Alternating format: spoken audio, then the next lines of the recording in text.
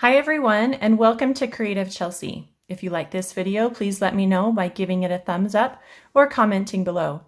If you want to see more of my videos, press the subscribe button and click on the bell for notifications. If you need any Stampin' Up! Products to make this card, you can visit my online store and the link is in the description box below. So today I'd like to share with you my Customer Appreciation Program and the products you're going to receive in October when you purchase in September. So this is good for September 2020. However, if you're watching this after September and you would still like to purchase from me, you can check out my blog and the link is below for my current customer appreciation products. So in September when you purchase, you're going to receive thank you gifts from me, and they're all dependent on the amount that you purchase. So when you make a $50 or more product purchase, so that's without tax and shipping, you're going to receive the Holiday Rhinestone Basic Jewels from me. Now these rhinestones are really fun. They come in 5 different colors, and so you can use them on a lot of projects, not just holiday.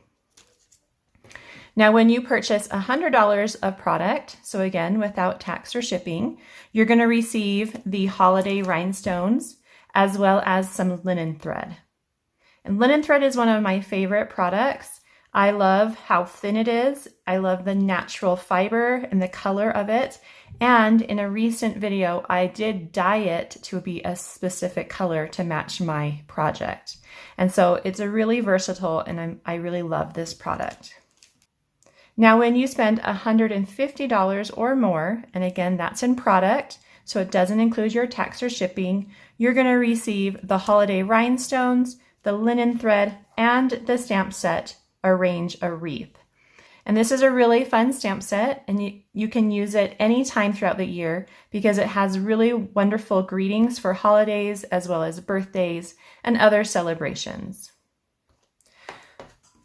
So today I wanted to create a simple card using the products from my Customer Appreciation Program and show you how well they all work together, as well as I wanted to share with you a fun stamping technique. Now I think this stamping technique is called kissing. And so if you call it something else, I'd love to hear in the comments what you call this technique, but we're going to be using it to create this fun wood grain board in the background of our greeting. So let's go ahead and get started. So I'll just go ahead and walk you through some of the other products we're going to need to create this card. The first thing is a card base.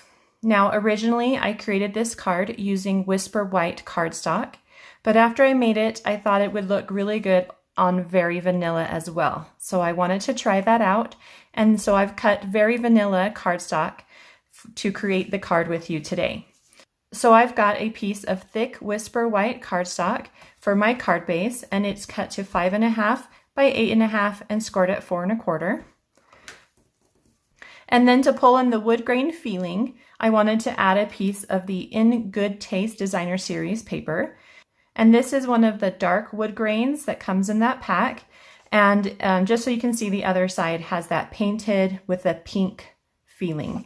So you know exactly what wood grain I'm using. And that's cut to a full card front, so that's 4 1/4 by 5.5. Then I've just got some scrap paper for my stamping. That's this top paper here. And then I have the piece of cardstock that will lay on the front here. And it's 4 inches by 5 1/4 inches. And then we'll just do a little tearing at the bottom to give that nice rough edge. So let's go ahead and start our stamping. So I'm going to begin stamping with the Just Jade. This is one of the new in colors, and I really love it. It's got a nice, pretty green, and it's a good dark color as well. So this wreath image that's part of the Arrange a Wreath stamp set is just really pretty. It's kind of on the big side, so you need to have a nice big block to be able to hold it. And then you're just going to stamp it near the top of your Very Vanilla or Whisper White cardstock. Just make sure you give nice, good pressure all the way around before removing it. Now, if you have a Stamparatus, you could also use that to stamp this image. So we're going to stamp the flower 2 times in Bumblebee, and this is another in color from 2020-2022. And we're going to stamp that on our scrap paper, and we'll just do 2 times. And then we're going to do our leaf image in the terracotta tile. And this is an in color from 2019-2021. So this one is just a little bit older, and it will probably retire at the end of 2021. So I'm going to go ahead and stamp that 3 times. So there are my flower and my leaf images. And now we're going to do our kissing technique. So for this technique, I needed to add another stamp set, and I'm going to be using the birch stamp set, and this is going to give us that wood grain feeling. So what the kissing technique is where you take 2 stamps and you combine them together to get 1 image. So it's best used on a solid stamp. So this board here is a really good option for this technique, and having a pattern stamp. And so this one, which is the wood grain from the birch stamp set, kind of gives us that pattern that we're looking for. So to create that wood grain feeling, I wanted to use 2 neutral colors. I've got Sahara Sand and Crumb Cake. So I'm going to start with the lighter of the 2, and I'm going to ink up my stamp with the Sahara Sand ink. Get a good coverage. Then I'm going to take the Crumb Cake ink, and I'm going to ink up my pattern. And I don't need to ink the whole thing, so I'm just going to ink an area where I want to have that pattern transferred to my stamp. So I've just got an area that's about 1/4 of this size that's inked up. Then I'm going to line up my stamp kind of over the area I want to pick up, and I'm going to actually stamp onto that pattern, good pressure, and then when I pick that up, the ink has transferred to my stamp, and then I can go ahead and stamp that onto my cardstock. Good pressure. And now you can see how we have 2 stamp images on 1 stamp. And this technique just gives a really fun wood grain look to that message board. So that's why it's called kissing, is because you're taking 2 stamps and you kind of kiss them together to pick up the pattern on your solid image stamp. So the last thing we need to stamp is our greeting, and I'm just going to do that in some black ink, and I wanted to do the give thanks. So I'm just going to go ahead and line that up in the center and stamp that down. And so now that image is all done. Okay, so we're going to go ahead and cut these images out. I do have the coordinating dies, so I wanted to go ahead and show you those coordinating dies. These are called the Wreath Builder dies, and I wanted to show you what images they cut out. So one of the things that really turned me on to this stamp set and dies are these 2 wreath dies. I really love images of leaves and flowers and wreaths, and I just like how these can stand alone, or you can even put them together and create one really multi-layered wreath. And so I really, really love these. So these are not part of my customer appreciation program, but if you know that you want to get the Arrange a Wreath stamp set, you can add the dies to your order, and that will help you reach the $150 needed to earn all 3 products. So on top of those really great wreaths, you get some fun images as well. So these are the die cut shapes that you can make using the Arrange or the Wreath Builder dies. And so it comes with multiple sizes of flowers, and then this really fun bow, and then this love image is fun. And you can even use the cut out pieces to spell love.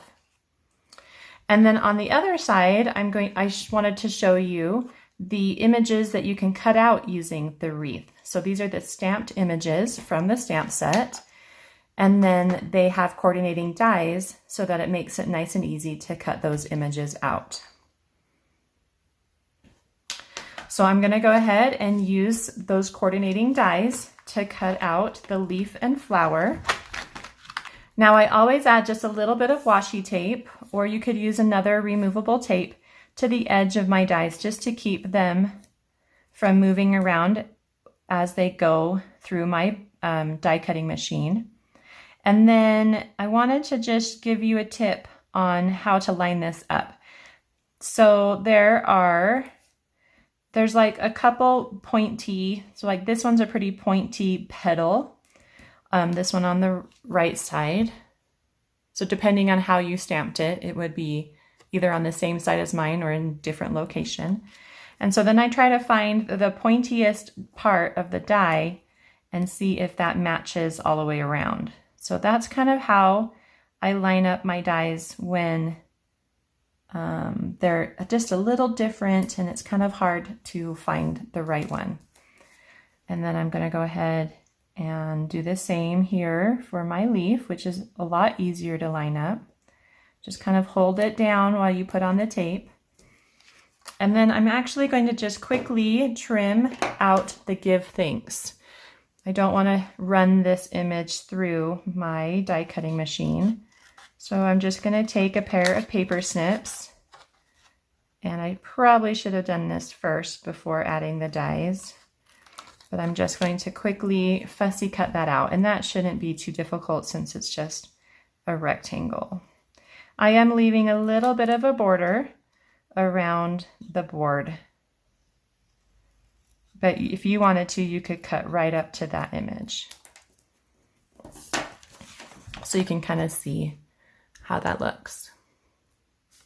All right, so now I'm going to pause the video. I'm going to take these over to my die cutting machine, and then I'm going to cut out all 5 stamped images. Okay, so now that we've cut those out, we can go ahead and start putting our card together. So I've got my card base. I'm just going to go ahead and fold that in half and use a bone folder to make a nice crease on that side. I'm going to add the In Good Taste Designer Series paper on top, and normally I would use some liquid adhesive, and the reason for that would be so that I could move this paper around a little bit more when it gets placed. So I have, like right here, you can see that there's a little bit of a gap. So if I had liquid adhesive, I could slide that down a little bit. But just for the sake of time, I just used the new Stampin' seal. And then we're going to go ahead and we're going to tear the bottom of this wreath. So go ahead and just grab it, and you're just going to gently tear it. You want to kind of keep it even and level.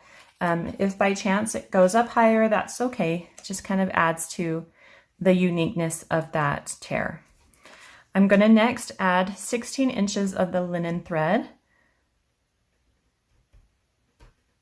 I'm just going to go ahead and find the middle, and I want it to just go right there on the left because I know I want my bow all the way on the right. So now I can just tie a knot. Whenever I'm working with like a thread or a skinny piece of ribbon, I always tie a knot. It just helps me hold it in place where I want it to be.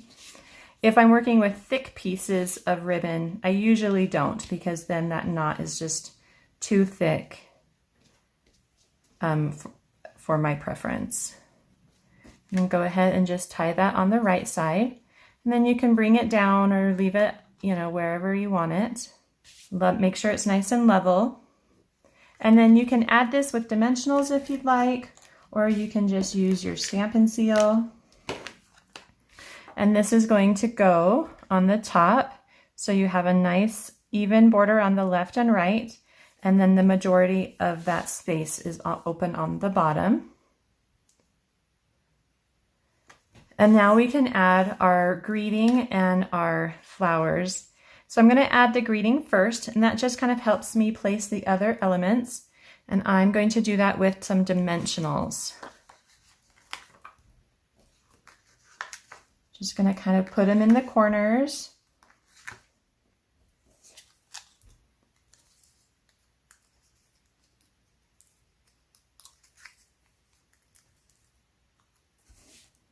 And I'm going to just kind of place it so that it's covering a little bit of the wreath, like that.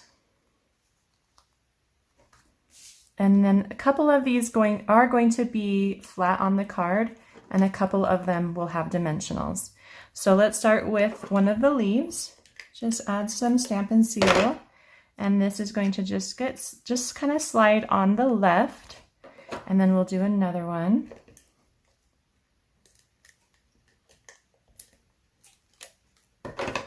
And this will go up on the top, kind of over that wreath a little bit. So those two are flat onto our card. And then the rest you can use the mini dimensionals, and you're just going to add a flower. Actually, let's add the leaf first. So just put a dimensional on the side. So you see how it's not in the middle. And then that means that I can, oh, I put it on the wrong side. So I'm just going to slide that off and put it on the other side. And so then when I place this on the board, it can be flat on the board, but supported with that dimensional that's on that one side. Now I can add my flower. And I'm kind of doing the same thing. It's on one side of the flower. And so then my flower can be flat on the board, but then supported with that dimensional, like that. And then we're going to do the exact same thing for our last flower. So place it on one side, and then that's the side that's going to go right onto our card. And then place it over the message board, but don't cover up your greeting. All right, so the last thing we're going to add are some of the holiday rhinestones.